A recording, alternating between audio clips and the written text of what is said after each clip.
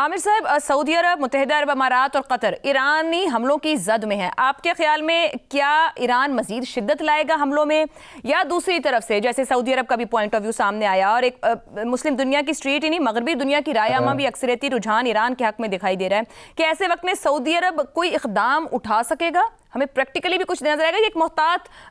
Defence کرتے ہی دکھیں گے؟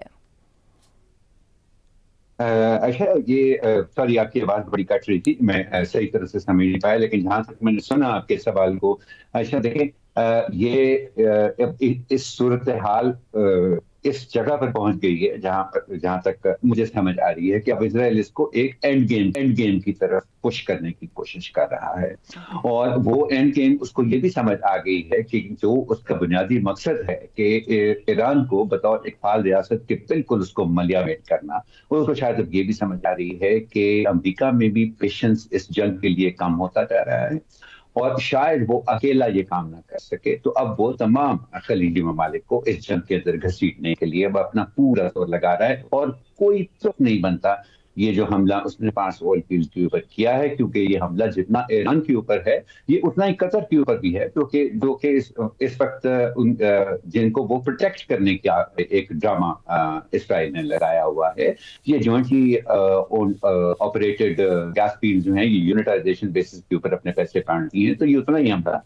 قطر کے اوپر بھی ہے جتنا ایران کا ہے. کیا اس میں اس لیے ہے کہ یہ جو بڑھتی ہوئی امپیشنس ہے گلف کنٹریز کے اندر، اس کو ذرا اور بڑھاوا دے. سعودی عرب آپ دیکھ رہے ہیں کہ بہت ہی دن ہر روز اس کا جو ہے وہ پیشنس لیول جو ہے وہ نیچے ہوتا جا رہا ہے. اب تو انہوں نے یہاں پہ بھی کہہ دیا کہ جتنا جو بھی ہمیں کانفیڈنس تھا ایران کے اندر، اب وہ بھی ہمارا ختم ہوتا جا رہا ہے اس کے اندر. یو اے ای پہلے سے ہی اسرائیل کے بالکل ساتھ جڑا ہوا ہے اس لڑائی کے اندر. قطر کو اب اس کے اندر گھسیٹنے کی کوشش ہو رہی ہے. سو کوشش اس کی یہی ہے کہ کوئی ایسی چیز ہو جس سے یہ سارے کے سارے ممالک اس کے اندر سیٹ آئیں، تو پھر اسے فرق نہیں پڑتا کہ امریکہ اگر باہر بھی نکل جائے اس سے، وہ اپنے آپ کو ڈس انگیج بھی کر لے کسی طرح سے جھگڑے سے، اس کو پھر فرق نہیں پڑتا. وہ اس صورتحال کو استعمال کر اپنے اس ہدف کے اور قریب جا سکتا ہے جو کہ اس نے پہلے دن سے اپنے لیے سیٹ کیا ہے، اور وہ یہ ہے وہ ایران کا خاتمہ ہے.